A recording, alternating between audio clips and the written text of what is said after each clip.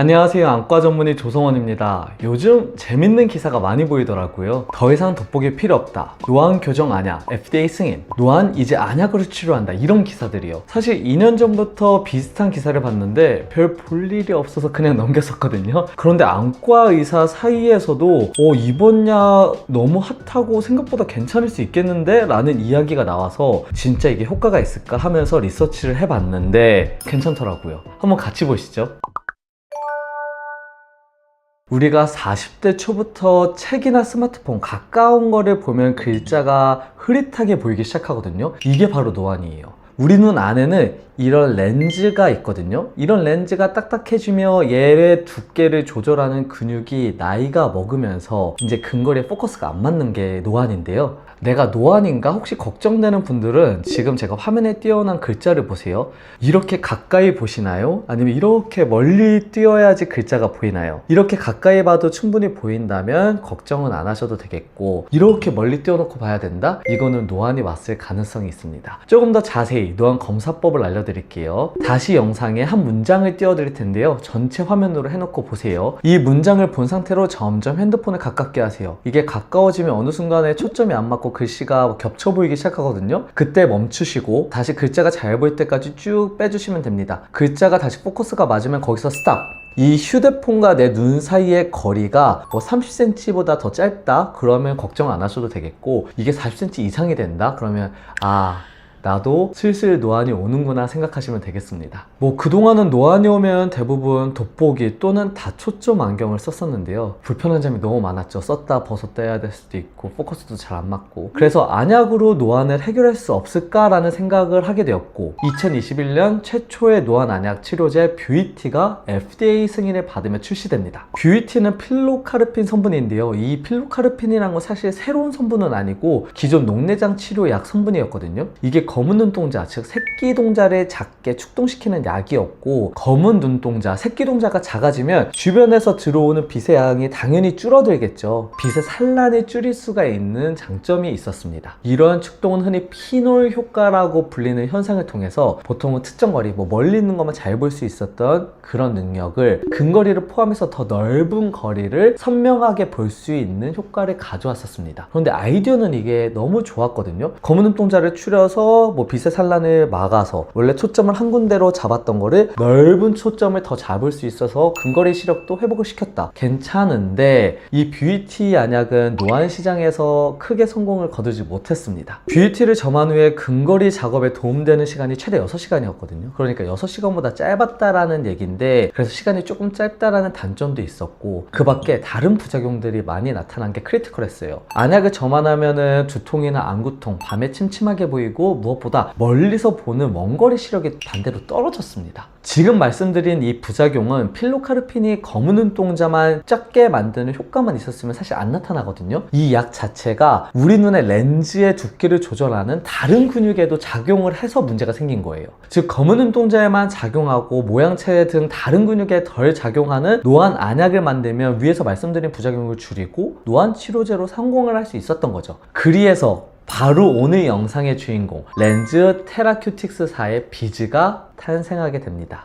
이 내용을 말하기 위해서 너무 오래 걸렸죠. 비즈는 아세클리딘 기반 치료제로 2025년 7월 31일 미국 식품의약품 FDA에서 노안 치료용 점안제로 승인을 받게 됐어요. 이 비즈는 뷰이티보다 조금 더 선택적으로 다른 근육에는 작용하는 걸 많이 줄였어요. 그리고 검은 눈동자 근육에만 주로 작용을 하게 만들어서 앞에서 말씀드린 부작용을 최소화했습니다. 본래 노안 치료제 역할은 더 길고 확실하게 해내서 이 안약이 더 각광을 받은 건데요. 그런데 제가 오늘 너무 PPL 같죠? 저는 전문의약품은 PPL 안 합니다. 비즈는 임상 3상 연구에서 효과와 안정성을 보였는데 지금부터 하나씩 보도록 하겠습니다. 임상 3상은 총 3개의 연구로 구성이 되었고, 이 중 첫 번째 두 연구는 클래리티 1, 클래리티 2가 되겠는데, 이 안약이 실제로 단기간에 효과가 있는지 안전한지 단기간 평가를 했고요. 이 두 가지 테스트는 총 466명을 대상으로 42일간 하루에 한 번 점안을 시켰고요. 그 결과로 동공 동공이 2mm 이하로 축소되었는 걸 확인을 해왔고, 그리고 주요 평가 지표 대상이었던 가까운 거 볼 때 3줄 이상 더 잘 볼 수 있었는지, 근거리 시력 계산이 확인되었는지 확인을 받았어요. 그리고 점안 후에 보통 30분 이내에 이 호전은 발현이 되었고 최대 10시간까지 지속되었습니다. 조금 더 이 두 스터디에 대해서 구체적으로 보면, 투약하고 30분 및 3시간 시점에서 전체 참가자의 71%가 근거리 볼 때 3줄 이상 보는 게 호전이 보였고, 10시간 시점에서 테스트했더니 약 40%에서 해당 효과가 지속되는 걸 확인했어요. 자, 그리고 세 번째 마지막 실험에서 클래리티 3는 장기간, 즉 오래 사용했을 때 얘가 부작용이 없는지 안정성을 평가했던 연구가 되겠고요. 217명을 대상으로 6개월간 하루에 한 번 점화시켰고, 장기 투여에도 중대한 약물 이상 반응은 보이지 않은 것을 확인할 수 있었어요.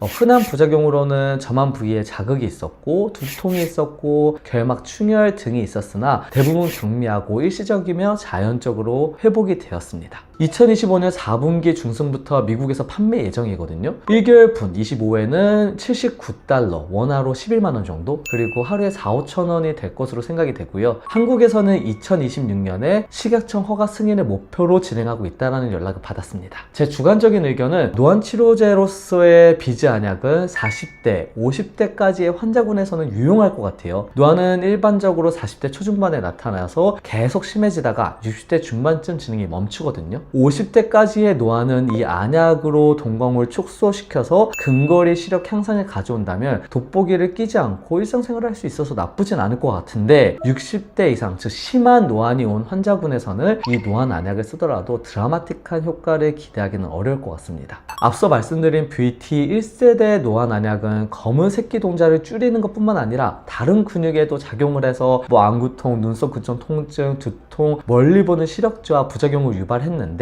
지금 비즈 노안 안약은 새끼 동자에만 주로 작용을 하고 다른 근육은 최소로 작용을 해서 부작용을 잘 막은 것 같긴 하거든요. 근데 이 두 가지 약 모두 다 어두운 곳에서 침침한 부작용은 못 막았어요. 당연한 게, 우리가 어두운 곳에 가면은 더 많은 빛을 받아들이려고 검은 눈동자가 커지잖아요. 그런데 이 약물을 사용해서 근거리 초점 잘 맞추려고 억지로 줄여놨으니까 밤에도 동공이 커지지 않아서 밤에 시력이 떨어질 수밖에 없겠죠. 이건 당연한 겁니다. 4분기에 비즈, 노안 치료제가 시판된다고 하는데, 부디 위에 임상 결과처럼 많은 분들이 만족을 하는 결과가 나왔으면 좋겠어요. 그래서 우리나라에도 하루빨리 식약처 허가를 승인받아서 많은 분들이 사용을 해보고, 저도 한번 사용해보고 싶거든요. 기대가 큽니다. 오늘 영상도 좋으셨다면 좋아요, 구독, 알림 설정 부탁드리고, 다시 한번 말씀드리지만 저 이런 거 PPL 아니에요. 고생 많으셨습니다.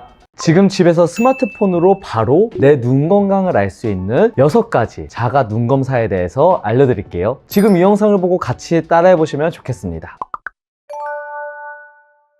첫 번째, 난시 검사입니다. 난시라는 단어가 말이 어렵지만 간단하게 말씀드리면, 눈은 원래 전체적으로 축구공처럼 이렇게 동그란 구 모양이어야 되거든요. 그런데 어떤 분들은 럭비공처럼 한 축에 굴곡이 더 있는 경우가 있어요. 이거를 바로 난시라고 합니다. 그래서 눈에 들어오는 빛이 한 방향에서 잘 안 보이고 여러 방향, 다른 방향으로 흐트러져서 시력의 질이 떨어지는 게 난시의 증상이에요. 이제 검사를 같이 해보도록 하겠습니다. 제가 360도로 선이 그려져 있는 화면을 방금 띄워드렸는데요. 한쪽 눈씩 가리고 이 모든 선의 선명도가 똑같고 굵기가 일정한지 확인해 보세요. 우리가 눈에 난시가 있는 경우에는 특정 각도의 선이 다른 각도의 선보다 더 선명하거나 또는 흐리게 보일 수 있어요. 360도로 모든 선이 똑같이 선명하면 난시가 없거나, 또는 지금 사용 중인 안경 또는 소프트 렌즈로 난시가 잘 교정된 것을 의미합니다. 반면 예를 들어서 3시와 9시에 선이 유독 선명하게 보인다? 이거는 3시와 9시가 초점이 잘 맞고, 반대로 12시와 6시에는 초점이 안 맞는 난시가 있는 거예요. 지금 모든 선이 일정하게 보이는 게 아니라 특정 시간에 선이 더 선명하고 굵게 보인다? 라는 난시가 있다고 생각하면 되겠습니다. 다만 특정 선이 더 선명하게 잘 보이고 어떤 선은 잘 안 보이더라도, 즉 난시가 있더라도 지금 2-3m 멀리 있는 사물이 잘 보인다면 나는 난시가 있어도 조금 있는 수준으로 신경 쓸 정도는 아닌 게 되겠어요. 경도의 난시는 교정을 안 해도 일상생활에 큰 불편함을 유발하지 않습니다. 두 번째는 근시 검사입니다. 한글로는 정록시표 검사라고 하는데 영어로는 레드, 그린, 듀오크롬 테스트가 되겠어요. 우리가 근시가 있으면 멀리 있는 사물이 흐릿하게 보이는 건데요. 우리가 안경을 쓰는 주된 원인이기도 해요. 지금 화면에 띄운 적색, 녹색 배경의 숫자가 보이시죠? 한쪽 눈씩 가리고 양쪽 눈의 숫자가 모두 다 선명하게 비슷하게 보이는지 확인해 보세요. 정록시표 검사는 빨간색 빛이 원래 파장이 더 길고 초록색 빛이 파장이 짧은 특성을 이용해서 근시가 잘 교정이 됐는지 아니면 내가 근시가 있는지 확인하는 방법이에요. 만약 지금 띄워드린 양쪽 색깔의 숫자가 모두 다 비슷하게 보인다? 그럼 근시나 원시 없이 딱 정시예요. 좋은 겁니다. 만약 빨간색 배경의 숫자가 더 잘 보인다? 이건 근시가 조금 더 있구나 라고 생각할 수 있고, 반대로 초록색 배경이 잘 보인다? 이건 근시가 좀 과하게 교정이 되었거나 40세 이상에서는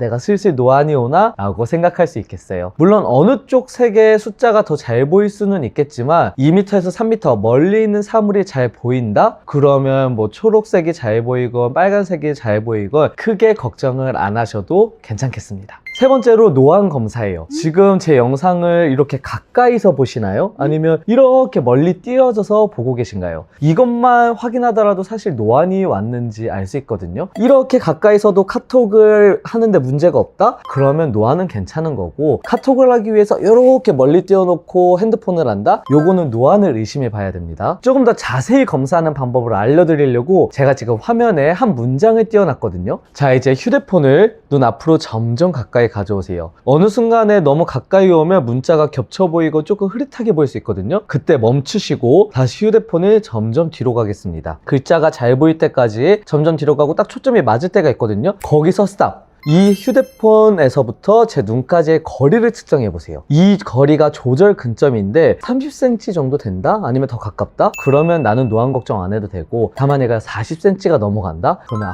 나도 슬슬 노안이 시작했구나 라고 생각을 하시면 되겠습니다. 네 번째로 시야 검사예요. 이전 제 영상에서 녹내장이라는 질병은 우리 눈과 뇌를 연결해주는 전기선이 있는데, 얘가 여러 가지 원인에 의해서 막 공격을 당하면 그 전기선이 다치고, 이게 사실 시신경이거든요. 시신경이 다치고 그로 인해서 시야가 좁아지는 질병이 녹내장이라고 말씀드렸어요. 그래서 제가 시야가 좁아져 있는지 좁아져 있지 않은지 간이 검사를 하는 방법을 지금부터 알려드리겠습니다. 왼손으로 왼쪽 눈을 가리시고요. 시선은 정면을 보세요. 주시할 물체가 있으면 그 물체로 집중해서 보고 있으면 됩니다. 그리고 오른팔을 들고 엄지척 하는 포즈를 취해주시고요. 시선은 아까 쳐다봤던 정면을 계속 주시하고 계시면 되세요. 손가락을 쳐다보면 안 되는 게 포인트입니다. 쭉 돌리고 시선은 정면을 유지한 상태에서 엄지가 안 보일 때까지 지금 전 안 보여요. 그럼 여기서 멈춰주시고 정면, 그리고 팔이 벌려진 각도를 측정하면 됩니다. 이 각도가 80도 미만인 경우에는 시야가 좁아져 있을 가능성이 있으니 안과에 내원해서 녹내장 정밀 검사를 받는 게 좋겠습니다. 다섯 번째는 색각 검사예요. 넌 모르잖아. 알록달록한 세상. 명대사죠. 드라마 더 글로리에서 전재준이 생맹을 앓고 있어서 이 질병이 어떻게 보면 많이 알려졌는데요. 생맹색약이라 그러면 굉장히 드물다고 생각하실 수 있어요. 그런데 통계적으로 남성 12명 중 1명은 어느 정도의 색각 이상을 가지고 있습니다. 생각보다 많죠. 색각 검사에 가장 많이 사용되는 검사가 이시아라 책자 검사인데요. 지금 할 검사는 이시아라 검사와 비슷한 툴로 만들었지만 대비 감도를 많이 올려놔서 중등도 이상의 색각 이상이 있는 분이 아니면 쉽게 맞히실 수 있을 거예요. 지금부터 10문제를 한번 같이 풀어보도록 할게요.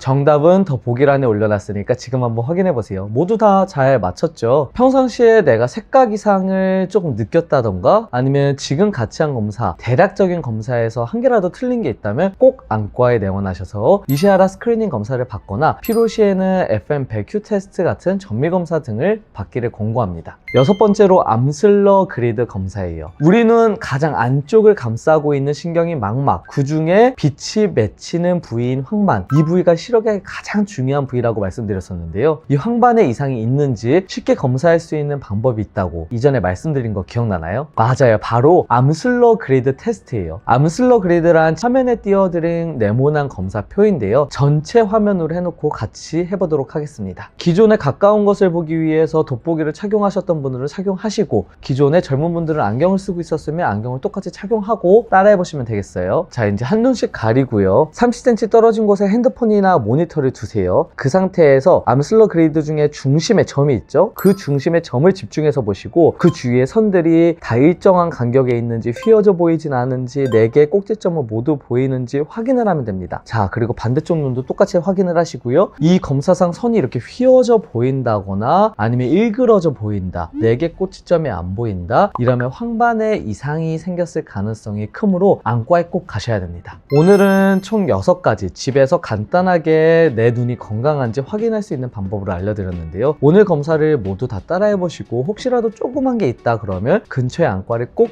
내원하셔야 된다는 거 기억해 주셨으면 좋겠습니다. 오늘도 영상을 시청해 주셔서 감사합니다. 다음 시간에 봬요. 이렇게 열심히 준비했는데 좋아요, 구독, 알림 설정 안 하셨으면 꼭 부탁드리겠습니다. 감사합니다.